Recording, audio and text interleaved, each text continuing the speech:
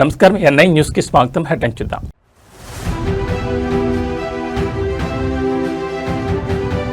Congress MP Vem Narender Reddy ఫ్యామిలీపై BRS land bomb. Manne Krishank సంచలన వ్యాఖ్యలు.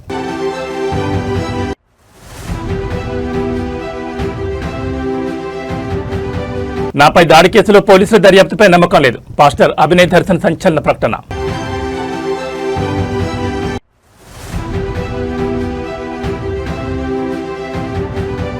మూసీ ప్రక్షాళనపై సీఎం రేవంత్ రెడ్డి యుద్ధం. బాంబుల ఉదాహరణ నెట్టింట తీవ్ర వివాదం.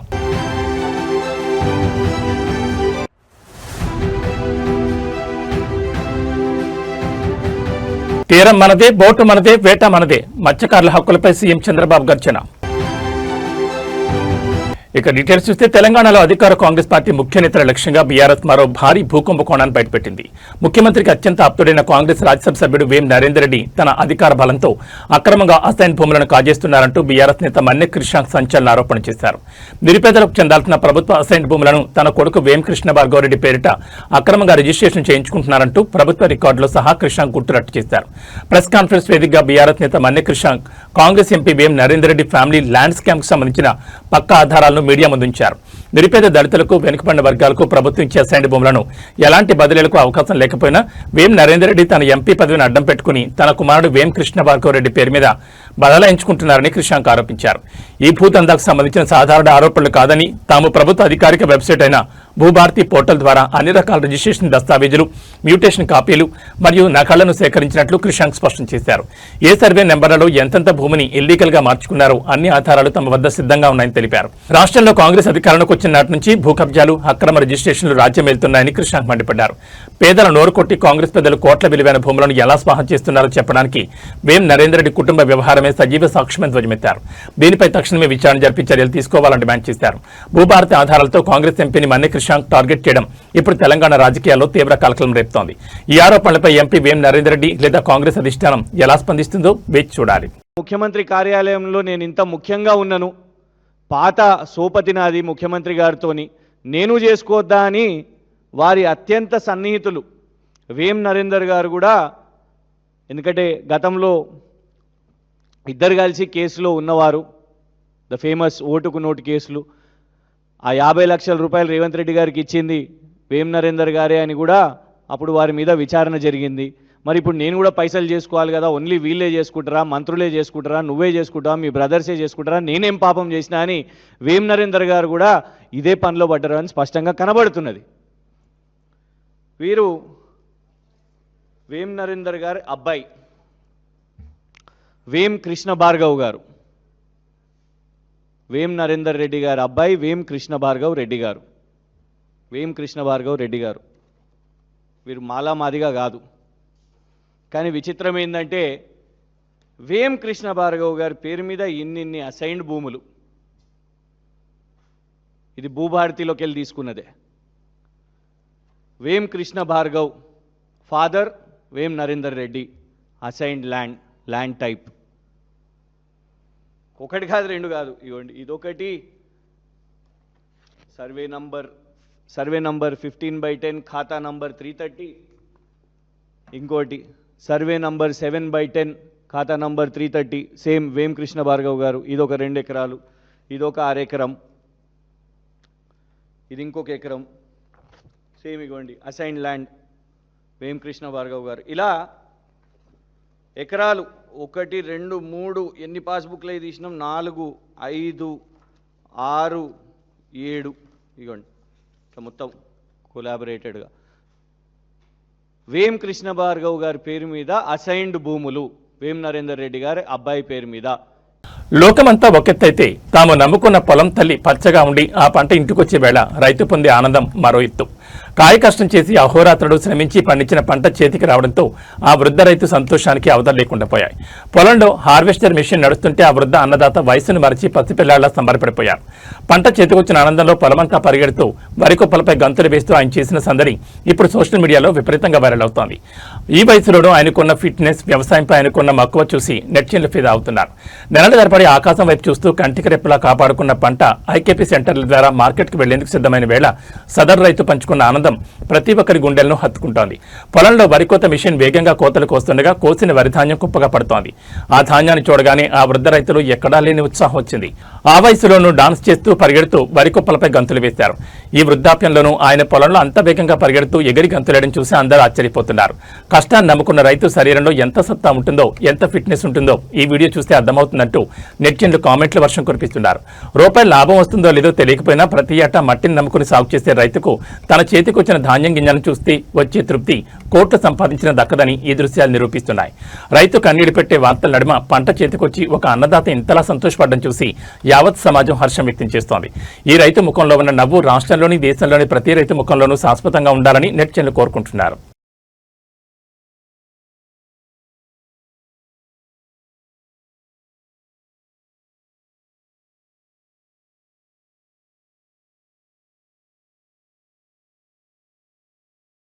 తెలుగు రాష్ట్రాల్లో పాస్టర్ అభినయ్ దర్శన్పై జరిగిన దాడి ఉదంతం సరికొత్త మలుపు తిరిగింది. తనపై జరిగిన దాడిపై పోలీసుల విచారణ తీరును ఆయన తీవ్రంగా తప్పుపట్టారు. గతంలో వివాదాస్పద రీతిలో ప్రాణాలు కోల్పోయిన పాస్టర్ ప్రవీణ్ పగడాల్లాగే తనను కూడా పక్కా ప్లాన్ ప్రకారం చంపేందుకు కుట్రలు జరుగుతున్నాయంటూ అభినయ్ చేసిన వ్యాఖ్యలు ఇప్పుడు తీవ్ర కలకలం రేపుతున్నాయి. పోలీసులు నిందితులను వదిలేసి తన అనుచరులను ఇరికించే ప్రయత్నం చేస్తున్నారంటూ ఆయన సంచలన ఆరోపణ చేశారు. తనపై జరిగిన దాడి ఘటన అనంతరం మీడియా ముందుకొచ్చిన పాస్టర్ అభినయ్ దర్శన్ పోలీసుల దర్యాప్తుపై తనకు అస్సలు నమ్మకం లేదని కుండబద్దలు కొట్టారు. గతంలో పాస్టర్ ప్రవీణ్ పగడాల 4 బ్రాండ్లు తాగి యాక్సిడెంట్ చేసినట్లు పోలీసులు ఎలాగైతే దొంగ సాక్ష్యాలు సృష్టించారో ఇప్పుడు తన విషయంలోనూ అదేవిధంగా తప్పుడు సాక్ష్యాలు సృష్టిస్తున్నారని మండిపడ్డారు. నేనే నాపై దాడి చేయించుకున్నట్లుగా సీన్ క్రియేట్ చేసేందుకు కుట్రలు జరుగుతున్నాయని ఆరోపించారు. తనపై దాడి చేసిన అసలైన నిందితులను పట్టుకోవాల్సింది పోయి తన పక్షాన ఉన్న తన అనుచరులనే పోలీసులు అక్రమంగా అరెస్ట్ చేశారని ఆగ్రహం వ్యక్తం చేశారు.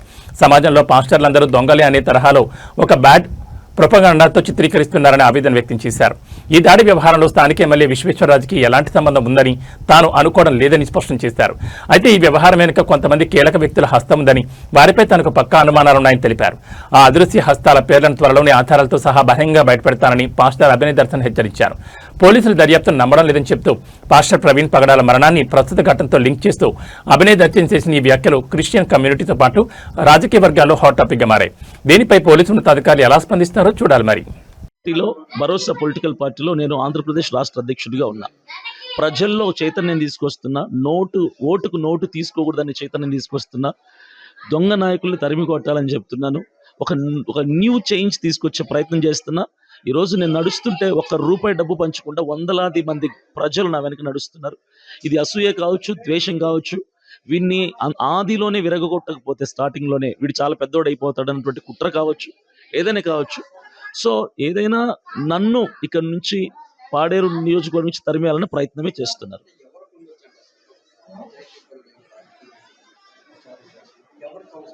నేనైతే పర్టికులర్ పలానా పార్టీ అని పలానా నాయకుడు నేను పేరు చెప్పను. నాకు ఒకవేళ నా మనసులోనే నేను చెప్పను, అది నాకు సరికాదు కాబట్టి నాకు లేదు. ఇది జరుగుతుంది కదా, చివరికి నా మీద వేసే ప్రయత్నం చేస్తాను. నా వాళ్ళని తీసుకెళ్ళి ఇప్పుడు ఇద్దరిని పెట్టారు అక్కడ, చిన్నపిల్లోడు ఒకడు, పెద్దోడు ఒకడు. వాళ్ళని కొట్టి మీరు ఎందుకు చేశారు చెప్పండి అని ఇన్వెస్టిగేషన్ చేయడం ఎంతవరకు కరెక్ట్?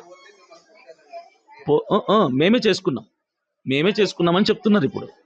ఇప్పుడు ఉదయం ఫోన్ చేశారు, అక్కడ ఉన్నటువంటి పాస్టర్లు కొంతమంది ఫోన్ చేసి జాన్ బెనెడీ, సుదర్శన్ వచ్చేసారు వైజాగ్కి, పోలీసు వాళ్ళు చెప్పారు వదిలేశారంట చెప్పారు. తర్వాత కాసేపటికి మా పర్సన్ అక్కడ ఫోన్ చేసి మేము ఇంకా స్టేషన్లోనే ఉన్నాం, మమ్మల్ని కొట్టారని చెప్పారు. పోలీసులు డబుల్ గేమ్ ఆడుతున్నారు. పంపించేసాం, వదిలేసాం, వాళ్ళని వైజాగ్ వెళ్ళిపోయారంటున్నారు. చూస్తేమో స్టేషన్లోనే కూర్చోను. ఇది ఏం గేమ్ అండి?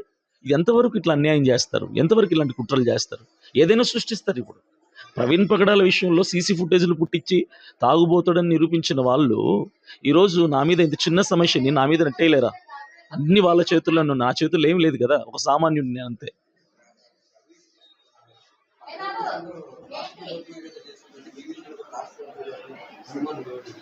ప్రవీణ్ పగడాల విషయంలో పూర్తిగా జరిగింది అన్యాయమే అండి, న్యాయం జరగలేదు కదా. ఆయన తాగి చచ్చిపోయిన ఏ మనిషి కూడా 4 రకాల బ్రాండ్లు తాగి తెలంగాణలో మూసీ రివర్ ఫ్రంట్ ప్రాజెక్టు చుట్టూ తిరుగుతున్న రాజకీయాలు ఇప్పుడు మరింత వేడెక్కాయి. ఒక ప్రముఖ మీడియా సమ్మిట్లో ముఖ్యమంత్రి రేవంత్ రెడ్డి మూసీ ప్రక్షాళనను ఉద్దేశించి చేసిన కొన్ని వ్యాఖ్యలు తీవ్ర వివాదానికి దారితీశాయి. యుద్ధం జరిగేటప్పుడు బాంబులు వేస్తే కింద సోల్జర్ ఉన్నాడా సామాన్యుడు ఉన్నాడా అని చూసుకోరంటూ సీఎం ఇచ్చిన ఉదాహరణపై సోషల్ మీడియాలో మరియు రాజకీయ వర్గాల్లో తీవ్ర విమర్శలు వ్యక్తమవుతున్నాయి. యుద్ధంలో కూడా ముందే హెచ్చరికలు ఇస్తారనే కనీస జ్ఞానం సీఎంకు ఉందా అంటూ నెటిజన్లు ప్రశ్నిస్తున్నారు. మరోవైపు మూసీ ప్రాజెక్టు వల్ల ప్రజలకు జరిగే లాభ నష్టాలపై ప్రభుత్వం ఎందుకు శ్వేతపత్రం విడుదల చేయడం లేదని, Musi river front development corporation పరిధిలో భారీ స్కామ్ జరుగుతోందా అంటూ అనుమానాలు వ్యక్తమవుతున్నాయి. మూసీ పరివాహక ప్రాంతాల ప్రక్షాళన, పేదల ఇళ్ల కూల్చివేతల నేపథ్యంలో ముఖ్యమంత్రి రేవంత్ రెడ్డి వైఖరిపై తీవ్ర నిరసనలు వ్యక్తమవుతున్నాయి. మీడియా సమ్మిట్లో సీఎం రేవంత్ రెడ్డి మాట్లాడుతూ మార్పులు జరిగేటప్పుడు కొన్ని ఇబ్బందులు తప్పవనే అర్థంలో యుద్ధం, బాంబుల ఉదాహరణ చెప్పారు. అయితే రేవంత్ రెడ్డికి తెలియని విషయం ఏంటంటే అంతర్జాతీయ యుద్ధ విమానాల ప్రకారం ఎక్కడైనా బాంబు దాడులు లేదా సైనిక చర్యలు చేపట్టే ముందు అక్కడి సామాన్య ప్రజలను సురక్షిత ప్రాంతాలకు వెళ్లిపోవాలని ముందే అధికారికంగా హెచ్చరిస్తారు. కానీ ఇక్కడ స్వంత ప్రజలపై ముందస్తు ప్రణాళిక లేకుండా బాంబుల తరహాలో ఇళ్లను కూల్చడం ఎంతవరకు సమంజసమని బాధితులు ప్రశ్నిస్తున్నారు.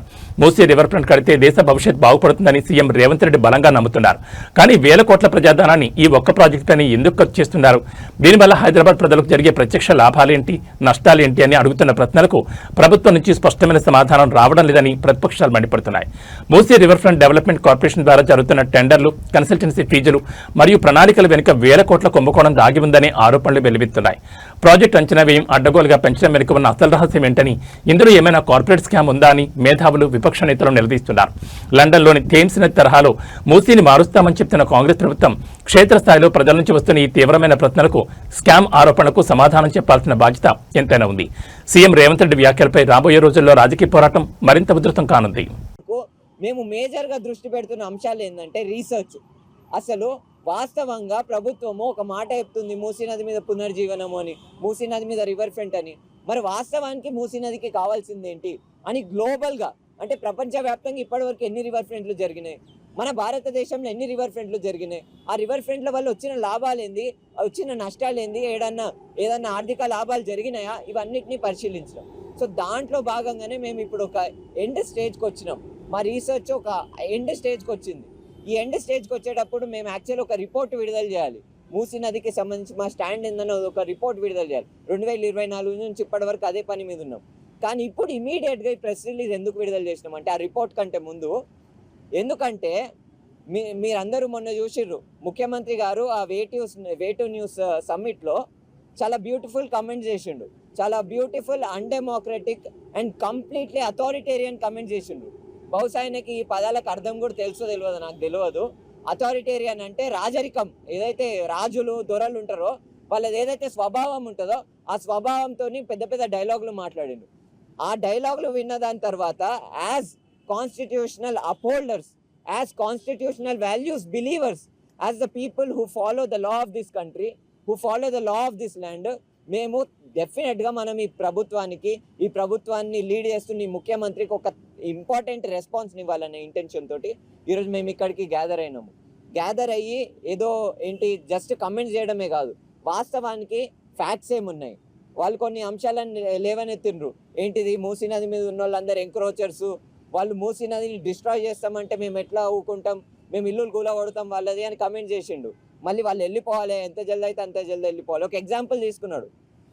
చరిత్రలో అంట మస్తు వార్లు జరుగుతాయంట. ఆ వార్లలో ఏం జరుగుతుంది అంటే బేసికలీ ఎప్పుడైనా యుద్ధం జరిగితే యుద్ధం చేసేటప్పుడు మనం నిత్యం ఏదో ఒక చిన్న సమస్య రాగానే కృంగిపోతూ ఉంటాం. నా అదృష్టం బాలేదు, నాకే ఎందుకు ఇలా జరుగుతోందని విధిని నిందిస్తూ ఉంటాం. కానీ సంకల్ప బలంగా ఉండాలి, కానీ శరీరం సహకరించకపోయినా అద్భుతాలు సృష్టించొచ్చని నిరూపించాడు యువకుడు. 2 చేతులు లేవు, కానీ మనసు నిండా క్రికెట్పై మక్కువ ఉంది. చేతులు లేకపోతేనే భుజాలనే ఆయుధాలుగా మార్చుకుని క్రికెట్ పిచ్చిపై అతను ఆడుతున్న షాట్లు చూస్తే ఎవరైనా నోరెళ్లబట్టాల్సిందే. ప్రస్తుతం సోషల్ మీడియాను షేర్ చేస్తున్న వండర్ బాయ్ స్ఫూర్తిదాయక స్టోరీ ఇప్పుడు చూద్దాం. వైకల్యం అనేది కేవలం శరీరానికే కానీ సాధించాలనే కసితో ఉన్న సంకల్పానికి కాదని ఈ యువకుడు నిరూపించాడు. పుట్టుకతోనే చేతులు లేకపోయినా ఆటపై ఉన్న ఇష్టాన్ని చంపుకోలేదు. సాధారణంగా క్రికెట్ ఆడాలంటే పటిష్టమైన చేతులు, మడికట్టు బలం ఎంతో అవసరం. కానీ ఈ కుర్రాడు ఆ సూత్రాలన్నింటినీ తిరగరాశాడు. మెడ, భుజాల మధ్య బ్యాట్ను ఎంతో గ్రిప్గా పట్టుకుని బంతి వచ్చే దిశను అంచనా వేస్తూ పక్కా టైమింగ్తో షాట్లు కొడుతున్నాడు. ముఖ్యంగా క్రికెట్ చరిత్రలోని అత్యంత క్లాసిక్ షాట్ అయిన స్ట్రెయిట్ డ్రైవ్ను ఈ యువకుడు తన భుజాలతో ఆడిన తీరు చూస్తే ప్రొఫెషనల్ క్రికెటర్ సైతం ఫిదా అవ్వాల్సిందే.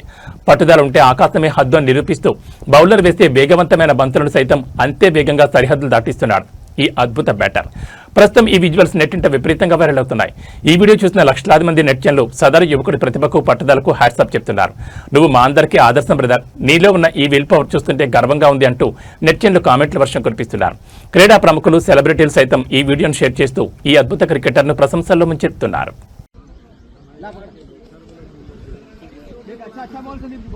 ओपनिंग बल्लेबाज के रूप में आए थे और अभी तक क्रीज पे जमे हुए हैं।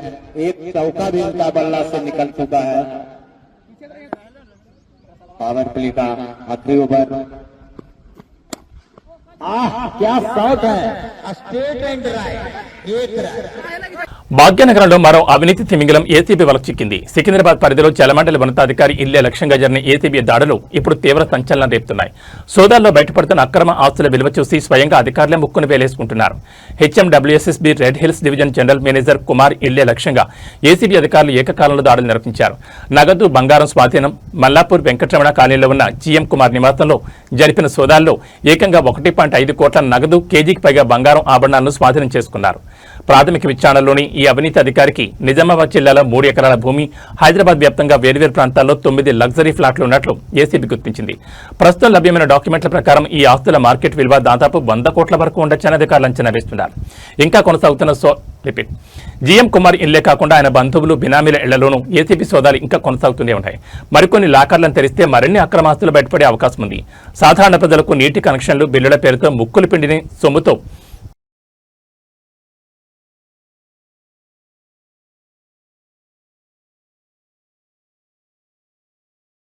సాధారణ ప్రజలకు నీటి కనెక్షన్లు, బిల్లుల పేరుతో ముక్కులు పిండిన సొమ్ముతో ఈ అధికారి 100 కోట్ల సామ్రాజ్యాన్ని నిర్మించినట్టు తెలుస్తోంది.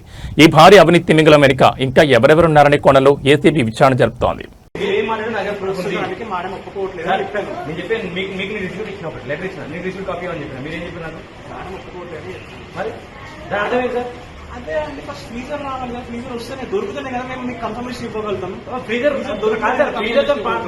బాడీ మాట్లాడుకుని మీకు ప్రాబ్లం ఏంది?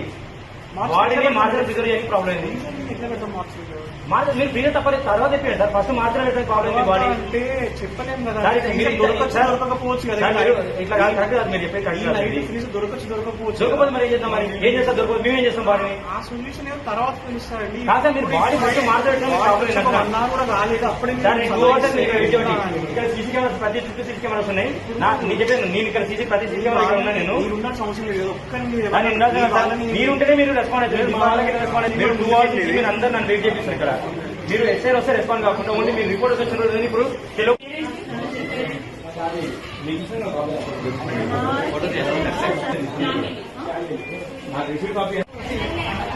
ఒక పోలీస్ ఆఫీసర్ 2 hours నుంచి ఇక్కడ వెయిట్ చేస్తున్నాను. మీకు అన్నటువంటి మీరు మార్చలేట్టుకోని నేను అప్పటి నుంచి వెయిట్ చేస్తున్నాను. ట్రై చేసిందంట సార్. అది ఇది కరెక్ట్ కాదు సార్. మీరు చెప్పాలి. గద్వాల్ జిల్లా కేంద్ర ప్రభుత్వ ఆసుపత్రిలో మానవత్వం మంటగలిసింది. బతికున్నప్పుడు ఎలాగో సర్కారు వైద్యం అందడం లేదు. కనీసం చనిపోయాక కూడా మృతదేహాలకు గౌరవం దక్కని దయనీయ స్థితి గద్వాల జిల్లా ఆసుపత్రిలో నెలకొంది. మార్చురీలో ఫ్రీజర్లు పనిచేయకపోవడంతో గుర్తు తెలియని ఓ వ్యక్తి మృతదేహాన్ని ఆసుపత్రి సిబ్బంది, పోలీసులు ఆరుబయటే వదిలేసిన అమానుష ఘటన ఇప్పుడు తీవ్ర సంచలనం రేపుతోంది. గద్వాల జిల్లా కేంద్రంలోని పెళ్లికొండ కాలనీలో లభ్యమైన ఓ గుర్తు తెలియని వ్యక్తి మృతదేహాన్ని పోలీసులు రాత్రి 8:40 ప్రాంతంలో జిల్లా ఆసుపత్రికి తరలించారు. మార్చురీలో ఫ్రీజర్ పనిచేయడం లేదని, అధికారుల అనుమతి ఉంటేనే లోపలికి తీసుకెళ్తామంటూ ఆసుపత్రి సిబ్బంది మొండికేశారు. దీంతో చేసేదేమీ లేక పోలీసులు కూడా దాదాపు 2 గంటల పాటు వేచి చూసి శవాన్ని మార్చురీ బయటే వదిలేసి వెళ్లిపోయారు. ప్రభుత్వ ఆసుపత్రిలో కనీసం శవాలను భద్రపరిచే ఫ్రీజర్లు కూడా పనిచేయకపోవడంపై స్థానికులు, మాటదారులు తీవ్ర అసహనం మరియు ఆగ్రహం వ్యక్తం చేస్తున్నారు. ఈ దారుణంపై ఆసుపత్రి సూపరింటెండెంట్ ఝాన్సీ లక్ష్మి వివరణ కోరగా, గత కొద్ది రోజులుగా మార్చురీలో ఫ్రీజర్లు పనిచేయడం లేదని, బయట మార్కెట్ నుండి ప్రైవేట్ ఫ్రీజర్ తెప్పించి మృతదేహాలను భద్రపరుస్తున్నామని చెప్పడం గమనార్హం. పెద్ద పెద్ద కార్పొరేట్ ఆసుపత్రులకు ధీటుగా ప్రభుత్వ వైద్యాలయాన్ని తీర్చిదిద్దామని పాలకులు చెప్తున్న మాటలు గద్వాల జిల్లా ఆసుపత్రి మార్చురీ బయటపడి ఉన్న శవాన్ని చూస్తే ఎంత హాస్యాస్పదంగా ఉందో అర్థమవుతోంది.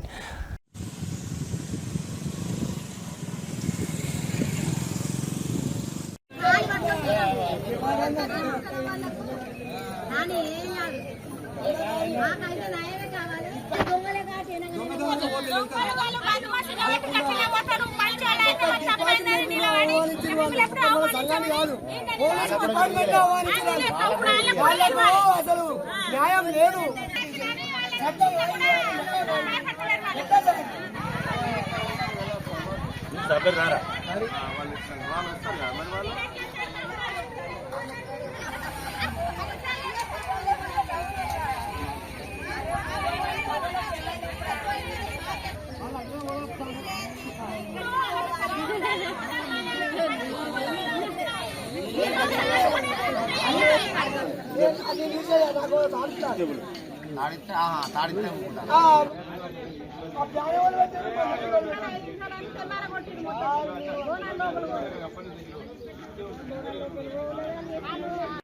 మేము దీన్ని మ్యాక్సిమం ఊరంతా ఒకటి ఉండడానికి ఈ తప్పులు ఇంకోసారి జరగకుండా మీరన్న కోరికలు కూడా ఇప్పుడు ఒక సెకండ్ లో కాదు కదమ్మా, మేము కూడా వాళ్ళని కూడా పిలుస్తాం, మాట్లాడతాం.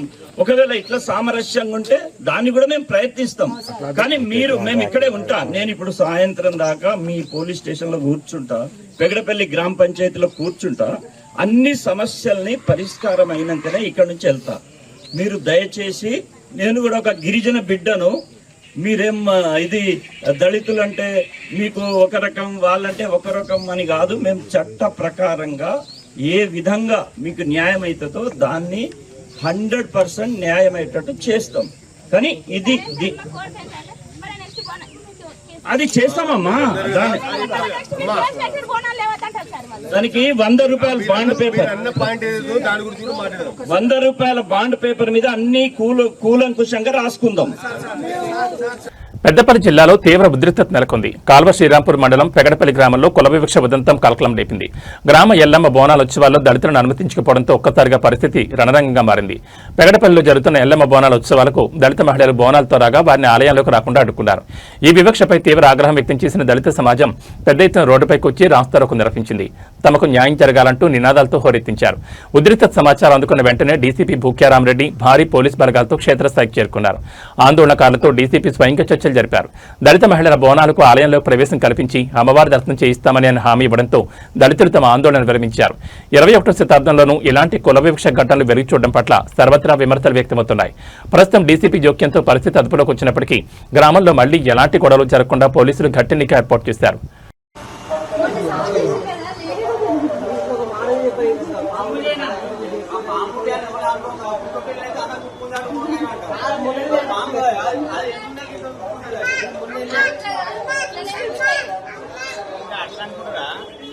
మామ ఇంట్లో బ్రష్ చేస్తుండు, కొన్ని గడ్డి అంటే ఉంటది అనుకున్నాం సహజంగా.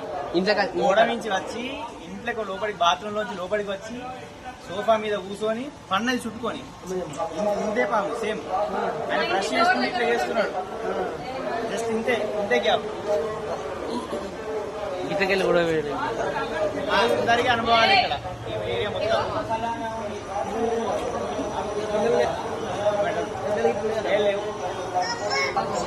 అంటే ఏర్పడేది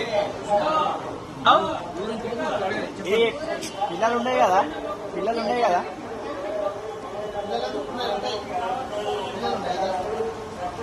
అది ఇంతలో పూజ విడిచింది,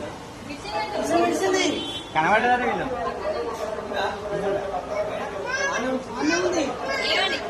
మొత్తం లేదు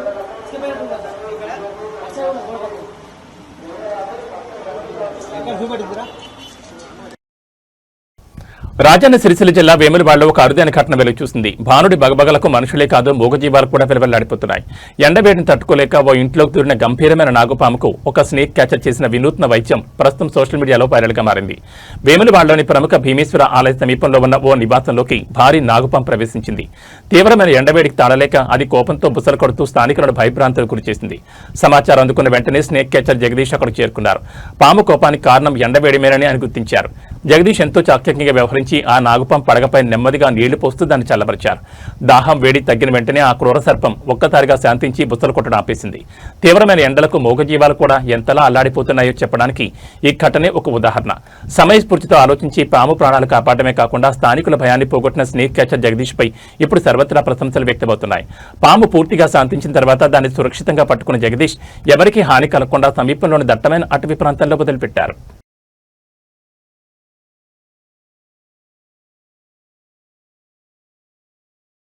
ఇటీవల విడుదలైన టీజీఈఎఫ్పీ సెట్ 2026 ఫలితాల్లో స్టేట్ ఫస్ట్ ర్యాంక్తో సంచలనం సృష్టించిన టాపర్కు అరుదైన గౌరవం దక్కింది. ఉప్పలకు చెందిన ప్రతిభావంతురాలైన విద్యార్థిని ఎం రుషిని బీఆర్ఎస్ వర్కింగ్ ప్రెసిడెంట్ మాజీ మంత్రి కేటీఆర్ స్వయంగా కలిసి అభినందించారు. ఈ ఫలితాల్లో 156.63 మార్కులతో రాష్ట్ర స్థాయిలోనే మొదటి ర్యాంక్ సాధించి ఉప్పల్ ప్రాంత కీర్తిని ఋషి నలదిశలా చాటిచెప్పింది. ఋషి అద్భుత ప్రతిభను తెలుసుకున్న కేటీఆర్ ఆమెను శాలువాతో సత్కరించి మెమెంటో అందజేశారు. భవిష్యత్తులో మరిన్ని ఉన్నత శిఖరాలను అధిరోహించాలని ఈ సందర్భంగా ఆమెకు ఆకాంక్షలు తెలిపారు.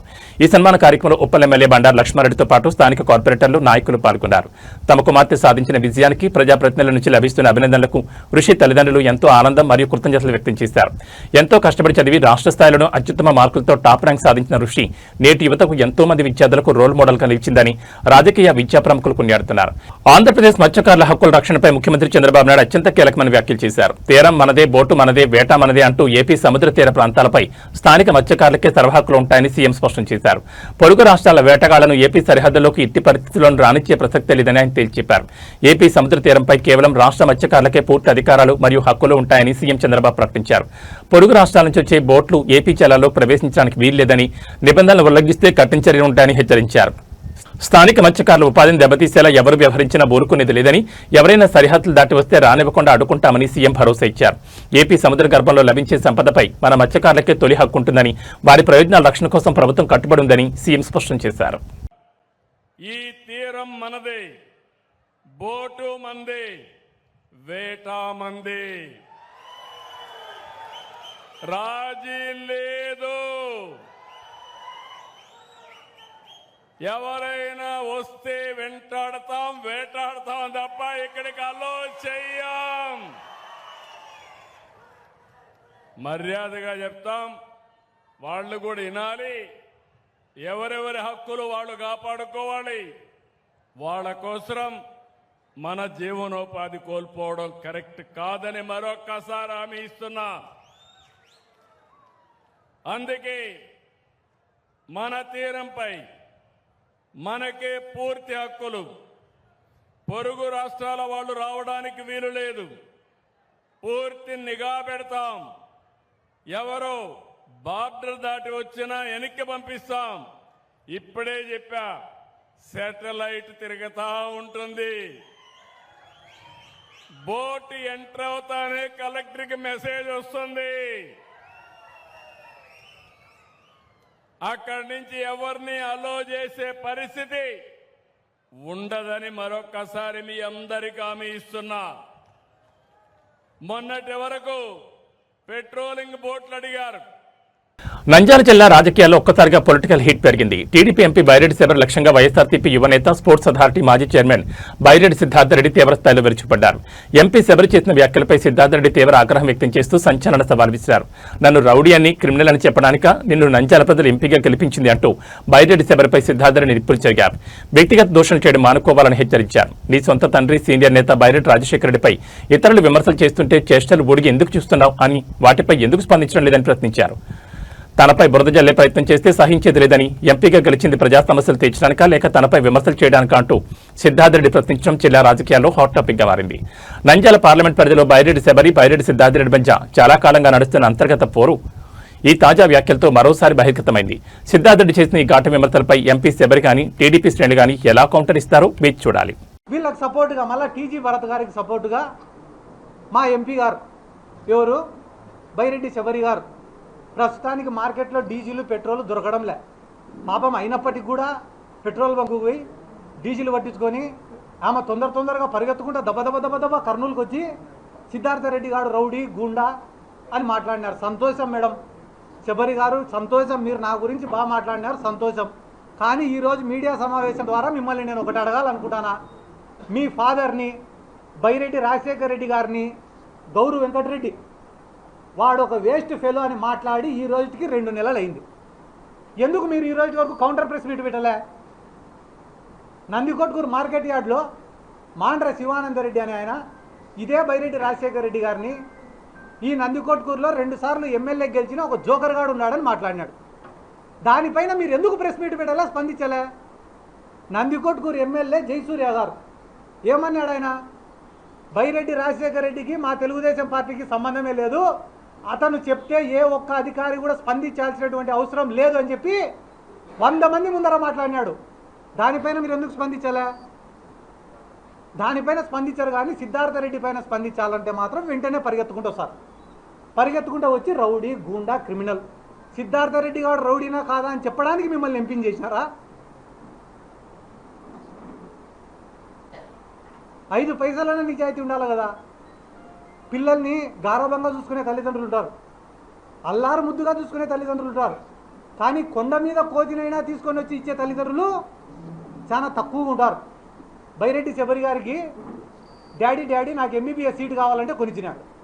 డాడీ నాకు పీజీ సీట్ కావాలంటే కొనిచ్చినాడు. డాడీ నాకు ఎంపీ సీట్ కావాలంటే కొనిచ్చినాడు. 100 కోట్ల ఆస్తులు ఇచ్చినాడు. ఈ ప్రపంచంలోనే లావిష్ లైఫ్ స్పెండ్ చేసుకునేంత అవకాశం నీకు ఇచ్చినాడు మీ ఫాదర్. అటువంటి మీ ఫాదర్ని ఎవడు పడితే వాడు విమర్శిస్తుంటే ఒక్కరోజు స్పందించని బైరెడ్డి శబరి గారు సిద్ధార్థరెడ్డి పైన మాట్లాడమంటే మాత్రం అమెరికాలో ఉన్న ఫ్లైట్ ఎక్కి కర్నూలుకి వస్తారు. ఎందుకు? ప్రతిపక్షంలో ఉండాలే, ఏం మాట్లాడినా చెల్లిపోతుంది. నేనేమన్నా మాట్లాడినా తిరిగి మాట్లాడాడులే. ఒకవేళ వాడేమన్నా మాట్లాడితే నేను వెంటనే ప్రెస్ ముందు కూర్చొని ప్రపంచ ముడి చమురు మార్కెట్లో మరో అత్యంత కీలక పరిణామం చోటు చేసుకుంది. రష్యా నుంచి ముడి చమురు కొనుగోలు చేసేందుకు వీలుగా విధిస్తూ వచ్చిన ఆర్థిక ఆంక్షల మినహాయింపులను అమెరికా మరోసారి పొడిగించింది. పశ్చిమాసియాలో రోజురోజు పెరుగుతున్న ఉద్రిక్తత నేపథ్యంలో అంతర్జాతీయంగా ఇంధన సంక్షోభాన్ని నివారించేందుకు బైడెన్ యంత్రాంగం ఈ నిర్ణయం తీసుకుంది. అయితే అమెరికా ఆంక్షల పొడిగింపుతో సంబంధం లేకుండా తమ దేశ ఇంధన అవసరాల కోసం రష్యా నుంచి నిరంతరాయంగా ముడి చమురు కొనుగోలు సాగిస్తామని భారత్ మరోసారి ప్రపంచ వేదికపై కుండబద్దలు కొట్టింది. అంతర్జాతీయ చమురు మార్కెట్ను స్థిరీకరించేందుకు అమెరికా శ్వేత సౌధం ఈ కీలక నిర్ణయాన్ని ప్రకటించింది. శనివారంతో ముగిసిన పాత గడువును తక్షణమే పొడిగిస్తూ శ్వేత సౌధం ఆదేశాలు జారీ చేసింది. తాజా ఉత్తర్వుల ప్రకారం ఈ ఆంక్షల మినహాయింపులు జూన్ 17 వరకు అమల్లో ఉంటాయి. ప్రపంచ దేశాలకు మద్దతుగా ముడి చమురు మార్కెట్లో ధరల స్థిరత్వాన్ని కాపాడడానికి ఈ నిర్ణయం తీసుకున్నట్లు యుఎస్ ఆర్థిక శాఖ మంత్రి స్కాట్ బెసెంట్ వెల్లడించారు. అమెరికా ఆంక్షలు విధించినా మినహాయింపులు ఇచ్చినా భారత్ మాత్రం రష్యా నుండి నిరంతరాయంగా ముడి చమురు కొనుగోలు చేస్తూనే ఉందని కేంద్ర పెట్రోలియం మంత్రిత్వ శాఖ స్పష్టం చేసింది. తమ దేశ ప్రయోజనాలే తమకు పరమావధి అని భారత్ తేల్చెప్పింది. 140 కోట్లకు పైగా జనాభా ఉన్న భారతదేశ ఇంధన అవసరాలను తీర్చడం, దేశ వాణిజ్య ప్రయోజనాలను కాపాడుకోవడమే తమకు అత్యంత ముఖ్యమైన అంశాలని భారత్ ఈ సందర్భంగా ప్రపంచ దేశాలకు స్పష్టం చేసింది. ఏ బాహ్య శక్తుల ఒత్తిళ్లకు లొంగే ప్రసక్తే లేదని పునరుద్ఘాటించింది. పశ్చిమాసియా ఉద్రిక్తతల వేళ అమెరికా తీసుకున్న నిర్ణయం అంతర్జాతీయ మార్కెట్కు ఊరటనిచ్చే అంశమే అయినప్పటికీ వ్యూహాత్మక విదేశీ విధానంలో భారత్ ప్రదర్శిస్తున్న స్వతంత్ర శైలిని అంతర్జాతీయ నిపుణులు కొనియాడుతున్నారు.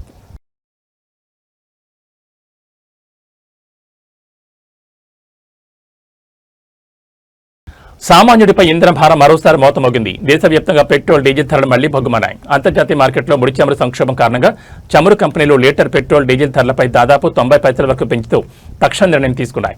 వారం రోజుల వ్యవధిలోనే ఇంధన ధరలు పెరగడం ఇది రెండోసారి కావడంతో వాహనదారులు లబోదిబ్బమంటున్నారు. కేవలం 4 రోజుల క్రితమే లీటర్పై ఏకంగా ₹3 చొప్పున వడ్డించిన చమురు సంస్థలు ఆ భారం నుంచి కోలుకోకముందే సామాన్యుడి జేబుకు మరోసారి చెల్లిపెట్టాయి. తాజా పెంపుతో హైదరాబాద్లో లీటర్ పెట్రోల్ ధర ₹111.88 చేరగా డీజిల్ ధర సెంచరీకి చేరువైంది. పశ్చిమాసియాలో నెలకొన్న తీవ్ర ఉద్రిక్తత ప్రభావం ఇప్పుడు నేరుగా భారతీయ వినియోగదారుడిపై పడుతోంది. అంతర్జాతీయ మార్కెట్లో ముడి చమురు సరఫరాపై ఒత్తిడి పెరగడంతో ప్రభుత్వ చమురు సంస్థలపై పడిన ఆర్థిక భారాన్ని తగ్గించుకునేందుకు ఈ ధరల పెంపు తప్పలేదని తెలుస్తోంది. గత శుక్రవారం లీటర్ పెట్రోల్, డీజిల్పై ఏకంగా ₹3 చొప్పున భారీగా పెంచిన సంగతి తెలిసిందే. దాదాపు 4 ఏళ్ల నిశ్శబ్దం తర్వాత చమురు ధరల సవరణ మళ్లీ మొదలు కావడంతో వరుసగా పడుతున్న వడ్డనలు సామాన్యులను ఆందోళన గురిచేస్తున్నాయి. దేశంలో ధరలను అదుపులోకి తెచ్చేందుకు అంతర్జాతీయ చమురు ఒడిదుడుకుల నుంచి వినియోగదారులను కాపాడేందుకు కేంద్ర ప్రభుత్వం పెట్రోల్, డీజిల్ పై ఎక్సైజ్ సుంకాన్ని భారీగా తగ్గించి డీజిల్పై 0కి తీసుకొచ్చినప్పటికీ అంతర్జాతీయ మార్కెట్ ఒత్తిళ్ల వల్ల చమురు సంస్థలు మళ్లీ ధరలు పెంచక తప్పని పరిస్థితి ఏర్పడింది. తాజా పెంపుతో భాగ్యనగరంలో ఇంధన ధరలు ఆకాశాన్ని తాకుతున్నాయి. లీటర్ పెట్రోల్ ధర ₹111.88 చేరగా లీటర్ డీజిల్ ధర ₹99.95 పెరిగి 100 మార్కు కేవలం 5 పైసల దూరంలో నిలిచింది. పశ్చిమాసియా సంక్షోభం ఇలాగే కొనసాగితే రాబోయే రోజుల్లో ఇంధన ధరలు మరింత పెరిగే అవకాశం ఉందన్న సంకేతాలు వెలువడుతున్నాయి. ఇప్పటికే నిత్యావసరాల ధరలతో సతమతమవుతున్న సామాన్యుడికి ఈ ఇంధన మంటలు మరింత ఇబ్బందికరంగా మారనున్నాయి.